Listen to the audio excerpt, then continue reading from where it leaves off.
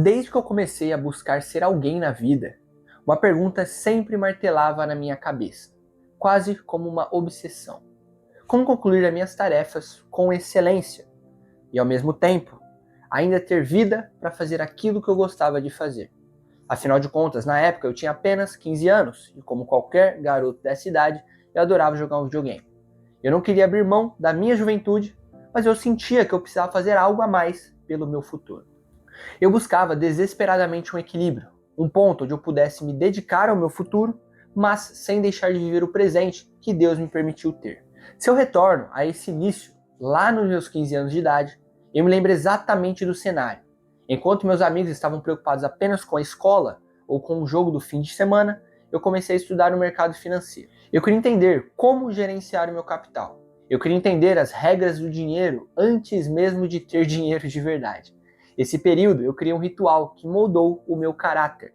Eu acordava diariamente às 5 e 7 da manhã, não porque eu gostava de acordar cedo, mas porque eu precisava assistir uma live do Primo Rico, que na época começava às 5h40 da manhã.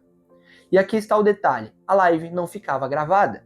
Ou eu estava lá presente, comprometido com o conteúdo, ou eu perdi aquele conhecimento para sempre. Aquilo gerou em mim um senso de urgência e disciplina brutal. Foi aí nessas madrugadas silenciosas que eu comecei a minha jornada de conhecimento autodidata. Eu estudava coisas muito além do que a escola me proporcionava. Conteúdos que sinceramente nem sempre me traziam prazer imediato. Mas eu sabia o que eram tijolos de construção no meu futuro. Só que havia um problema. Naquela época eu não entendia tecnicamente o valor da organização. Eu era apenas um garoto consumindo uma quantidade massiva de informações. E vamos ser sinceros, para um moleque de 15 anos de idade, lembrar de um conceito técnico de finanças que estudou às 6 da manhã não é uma tarefa fácil. A minha mente não dava conta de reter tudo aquilo que eu estudava. E eu acabei percebendo que eu precisava externalizar aquele conhecimento. Eu precisava tirar da minha cabeça e colocar em um sistema confiável. Então eu recorri ao básico que funcionava na época, o papel e a caneta. Eu comecei a usar cadernos. Cadernos esses que guardo até hoje, que são a prova física da minha evolução dos 15 até os meus 18 anos de idade. Fui ali escrevendo à mão, tópico por tópico, porque eu entendi que o segredo não era apenas estudar.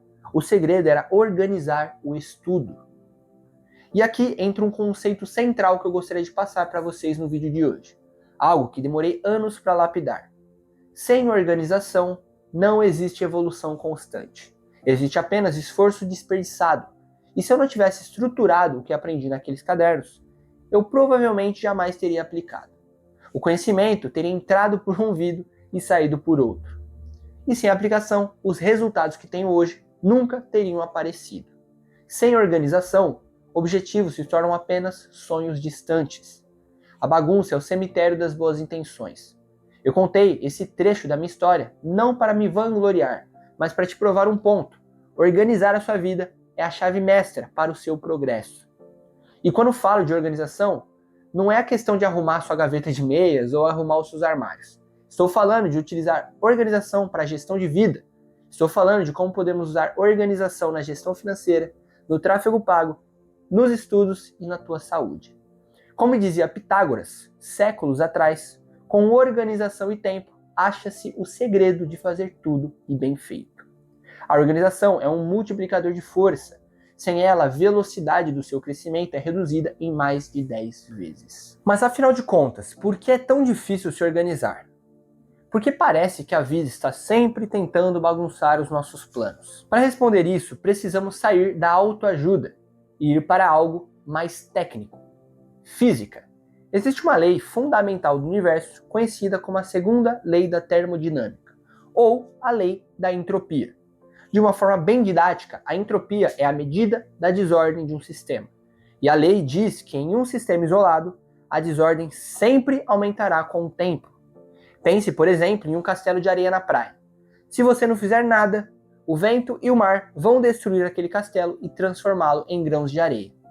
O inverso nunca vai acontecer. O vento nunca vai soprar a areia e montar um castelo perfeito sozinho. Agora pense numa xícara de café quente. Se você deixá-la ali, em cima de um muro, por exemplo, ela inevitavelmente irá esfriar. Ela perde energia para o ambiente. Ela nunca vai se esquentar sozinha. E o que isso tem a ver com a sua vida e com a minha desordem aos 15 anos? Tudo. Segundo a entropia, o estado natural da sua vida e do universo é o caos. Seja no seu quarto, nas suas finanças e na sua empresa. O caos sempre irá acontecer de forma livre e sem a necessidade de algo ou alguém fazendo com que isso aconteça. Então, se a bagunça é o estado natural do universo, a organização é um estado artificial que precisa ativamente do homem para que ela aconteça.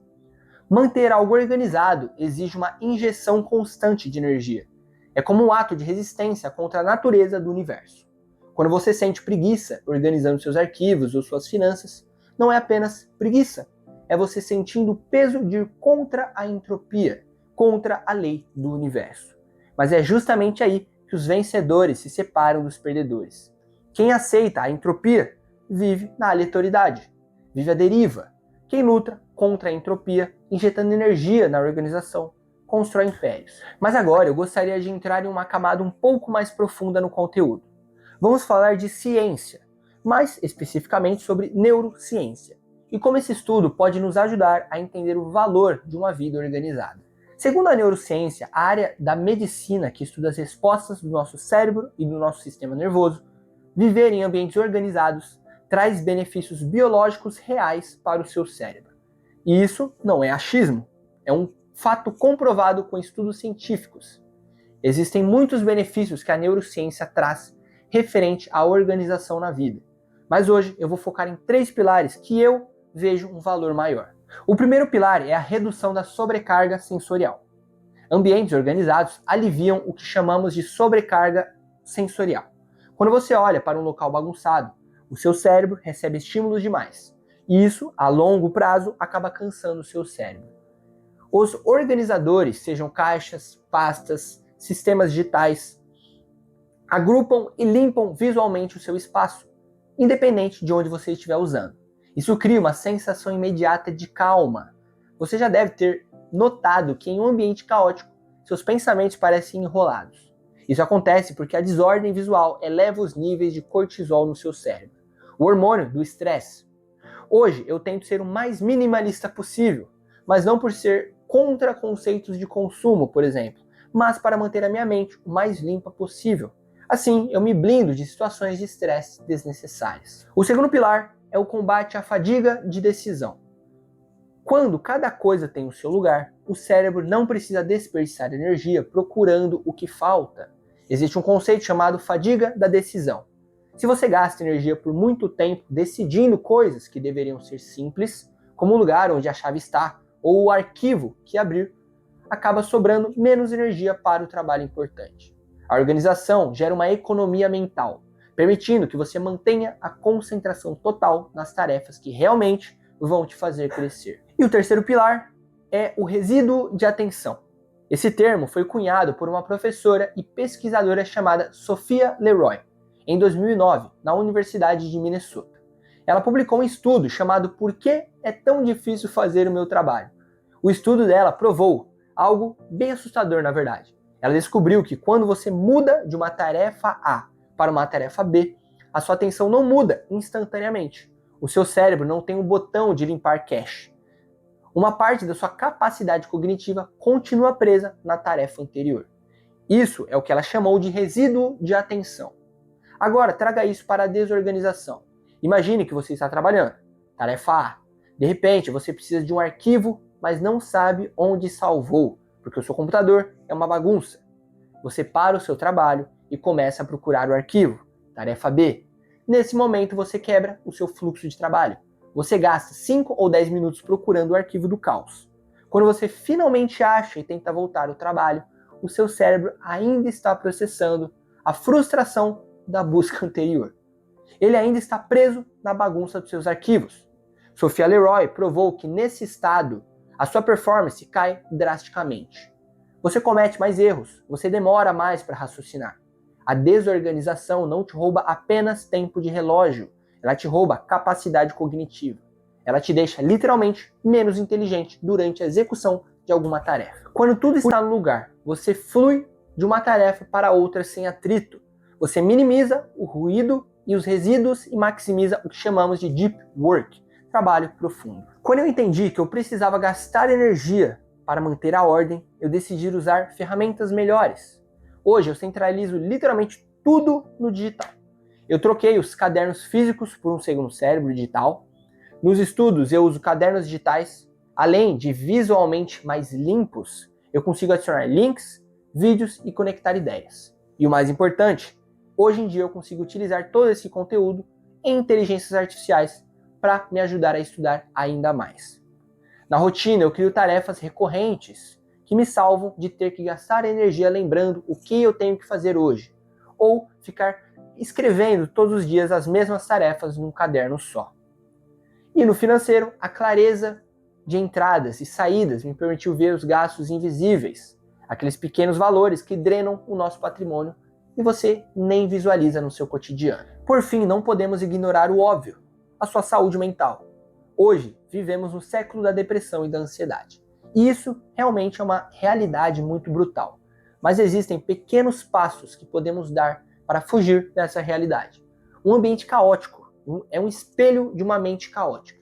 Mas o inverso também é verdadeiro. Quando você organiza o seu espaço físico e digital, você está enviando uma mensagem de controle para o seu cérebro. Você está dizendo, o mundo lá fora pode estar uma loucura, mas aqui dentro eu estou no comando. Isso gera acolhimento, isso gera paz mental. A harmonia visual ajuda a reduzir a ansiedade e o estresse. Tudo que fazemos, o lugar que frequentamos e as tarefas que realizamos, ou nos aproxima dessa realidade, ou nos afasta. Manter a sua vida, seu ambiente, seu trabalho organizados é uma ação ativa de proteção à sua saúde mental. E esse é um dos maiores benefícios que você pode colher hoje de uma boa organização e clareza. Eu sei que esse papo foi muito denso. Falamos de física, falamos de neurociência e falamos de comportamento. Mas eu precisava trazer essa profundidade. Eu queria que vocês entendessem que aqueles cadernos coloridos dos meus 15 anos de idade não eram apenas papéis. Eles eram a minha primeira batalha vencida contra a entropia.